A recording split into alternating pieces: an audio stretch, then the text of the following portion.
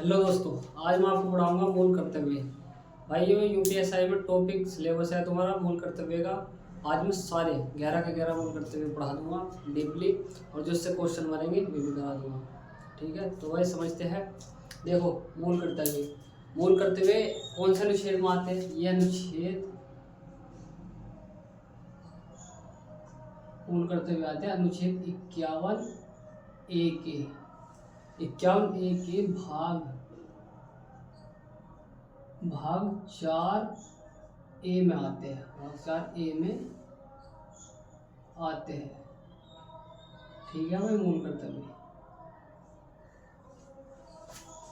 51A के भाग 4A में आते हैं। कितने? 11 कर्तव्य आते हैं। लेकिन अब हम इनकी शुरुआत करते हैं कि ये शुरू कहाँ से हुई। देखो, एक समिति थी भाई, सरवण सिंह समिति, 1976 में गठित हुई थी। ठीक, सरवण सिंह समिति, यहाँ लिख दूंगा मैं, सरवण सिंह समिति, सरवण सिंह समिति। ठीक, सरवण सिंह समिति कब हुई थी? 1976 में। 1976 में आई थी, जब इसमें मौलिक कर्तव्य की संख्या 8 थी। इसकी सिफारिशों के तहत ही मौलिक कर्तव्य को संविधान में रखा गया था।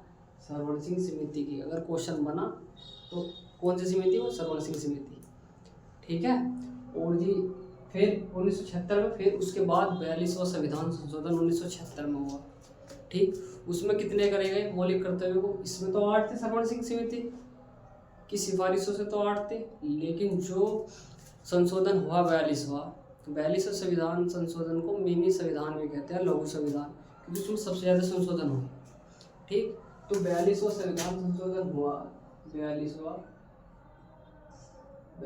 संशोधन 1976 में हुआ था। ठीक, 1976 में हुआ था भाई। ठीक, इसमें कर्तव्य कितने थे? इसमें 10 थे, और इसमें कितने थे? इसमें 8 थे उस टाइम पे। अब देखो, इनकी संख्या कितनी है भाई? 1 2 3 4 5 6 7 8 9 10 11। ठीक है, अब ये जो 11वां है, ये 11वां कब जोड़ा गया? अब इसी मुद्दे पर बात करेंगे। एक एक टॉपिक को जो इसमें लिखा हुआ मैं समझाऊंगा भाई, धीरे धीरे जहाँ जहाँ से क्वेश्चन उठेगा, जैसे जैसे उठेगा। इसमें 11 है, ज़्यादा बड़ी बात नहीं है, याद कर लो। क्वेश्चन क्या होता है, कहाँ से बन जा। ठीक, और क्वेश्चन आना ही आना भाई, कर तो सकते हैं मूल कर्तव्य में, चाहे 2 क्वेश्चन दे, 3 क्वेश्चन दे, 1 दे, लेकिन देगा जरूर। तो 10-12 क्वेश्चन है, याद कर लो, क्या पता आई जा। तो भाई आपका अब जोड़ते हैं हम। ठीक, 10, अभी 11वां जुड़ा कैसे भाई? 86वां संशोधन हुआ एक। ठीक, एक हुआ था 86वां संशोधन, इसे यहाँ लिख दूंगा। 86वां संशोधन हुआ था भाई यो तुम्हारा 2002 में हुआ था। इसमें 11वां कर्तव्य जोड़ा गया। 11वां कर्तव्य जोड़ा गया। ठीक, इसमें जोड़ा गया था वो 11वां कर्तव्य।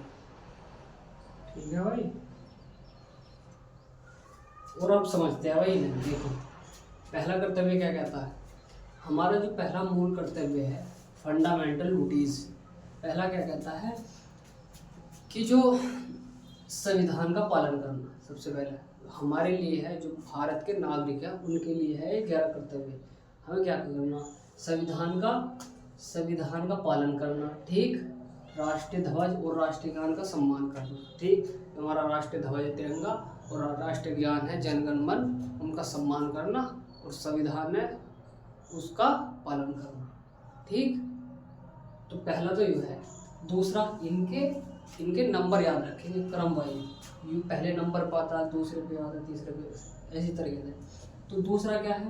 पहला तो ये हो गया संविधान का पालन करना और राष्ट्रीय ध्वज और राष्ट्रीय गान का सम्मान करना। दूसरा क्या है? स्वतंत्रता संग्राम के आदर्श जो उच्च आदर्श है। स्वतंत्रता संग्राम में जब आंदोलन हुआ था, उससे आंदोलन को प्रेरित करना, आंदोलन से प्रेरित होना, और जो उसके उच्च आदर्श है उनको अपने हृदय में सजोए रखना और पालन करना। ये इनका दूसरा कर्तव्य था। दूसरा हमारा ही कर्तव्य था ये, ठीक। और तीसरा क्या, भारत की संप्रभुता, एकता और अखंडता का पालन करना, यानी भारत की संप्रभुता मतलब अंदर की शक्ति, सर्वोच्च शक्ति, उसका पालन करना, एकता और अखंडता, इन सब का पालन करना। ये कितने नंबर पर आता है, तीसरे नंबर पर। पहले नंबर पर क्या आएगा भाई, भारत के संविधान, राष्ट्रगान और राष्ट्रध्वज का सम्मान करना, ठीक। दूसरे नंबर पर क्या आएगा, जो स्वतंत्रता संग्राम कि उसके उच्च आदर्श अपने हृदय में सजाना, उनका पालन करना। तीसरे नंबर पे क्या आया, भारत की संप्रभुता, एकता और अखंडता का पालन करना, ठीक।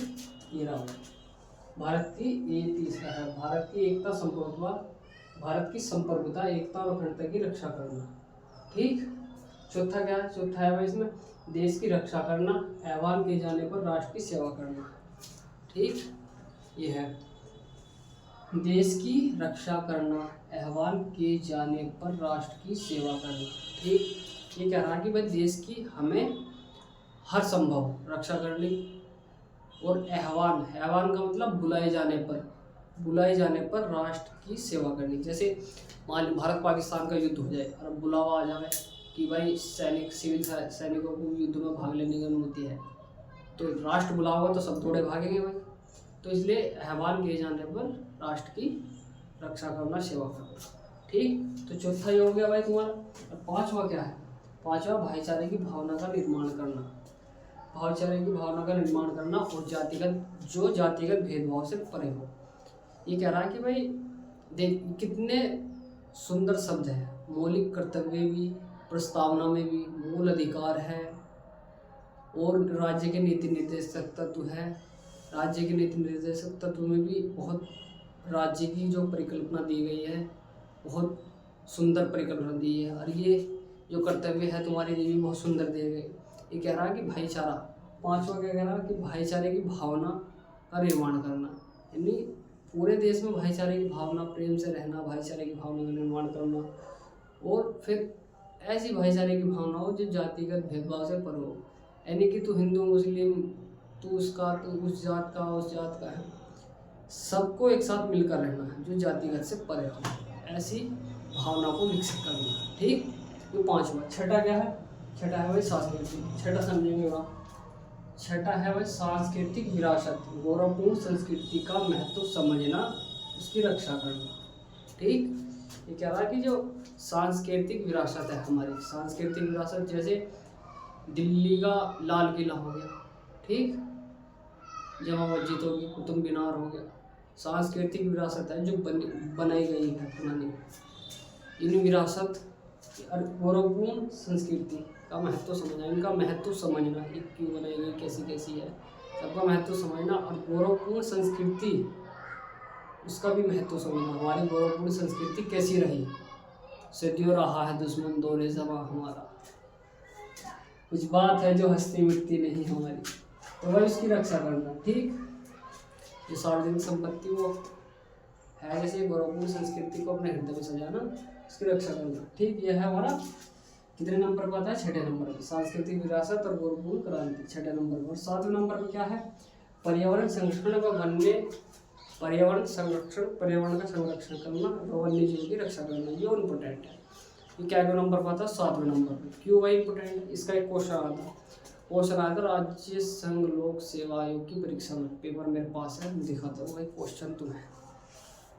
सातवां देखो, ये सातवां है ना कि पर्यावरण संरक्षण व वन्य जीव की रक्षा करना, ठीक। सातवां क्वेश्चन में दिखाऊं तुम्हें, ठीक है भाई। क्वेश्चन नंबर 21वां, पहले पेपर दिखा दो तुम्हें कौन सा है, और पीसीएस का पेपर है भाई, ठीक है। क्वेश्चन नंबर 21 है, क्वेश्चन नंबर 21,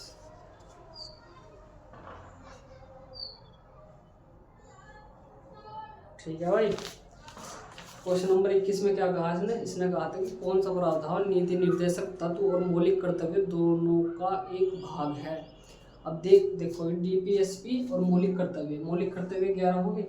इसने पूछा था कि अभिभावक बच्चों को शिक्षा के अवसर दिलाए, ठीक। अभिभावक यह संरक्षण 6 से 14 वर्ष के बच्चों को 6 से 14 वर्ष के बच्चे को शिक्षा के अवसर दिलाए। ठीक, अभिभावक। ठीक, ये तो इसमें भी है भाई। फिर पर्यावरण का संरक्षण करना, जो भी है पर्यावरण का संरक्षण, ये तो मौलिक कर्तव्य, इसमें है मूल कर्तव्य में। ठीक, अभी पूछा राज्य के नीति निर्देशक तत्व का भी दे रहा। अब जिसने मौलिक कर्तव्य पढ़ रखे वो तो लगा होगा भाई, ये क्या नंबर का पूछा आपने, 7वें नंबर का और 11वें नंबर का। अब लेकिन ये नीति निर्देशक तत्व में भी है। अब जिसने पढ़ा होगा ऊपर ऊपर से वो तो खेल जाएगा। क्यों भाई? क्योंकि उसमें जो राज्य के नीति निर्देशक तत्व है ना, उनमें भी कहा गया है कि उसमें कहा गया अनुच्छेद 45 है, उसमें कहा गया है कि 6 वर्ष के बच्चे को शिक्षा मुहैया कराना, उसकी देखभाल करना। लेकिन इसमें 6 वर्ष देगा, 14 वर्ष नहीं देगा। लेकिन इसमें 14 भी नहीं पूछा, इसमें पूछा अभिभावक। लेकिन यहाँ है अभिभावक। अभिभावक राज्य का कर्तव्य होगा कि बच्चों को 6 से 14 वर्ष के बच्चों को शिक्षा, निःशुल्क शिक्षा देना। ठीक, उसमें ये पूछा था।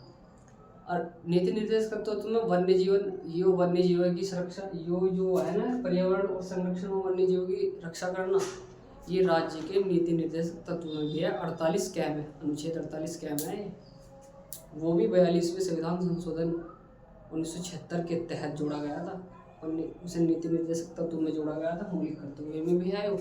ठीक, इसलिए इन्हें क्रम वाइज याद करना है। फिर 8वां क्या करा, वैज्ञानिक और मानवतावादी दृष्टिकोण अपनाना। यानी वैज्ञानिक मानवतावादी, जैसे भारत को एक ऐसा दृष्टिकोण अपनाना जो भारत को विकसित बना सके, वैज्ञानिक दृष्टिकोण, और उसमें एक ह्यूमैनिटी भी हो, मानवता भी हो, ऐसा नहीं कि वो सेल्फिशनेस हो।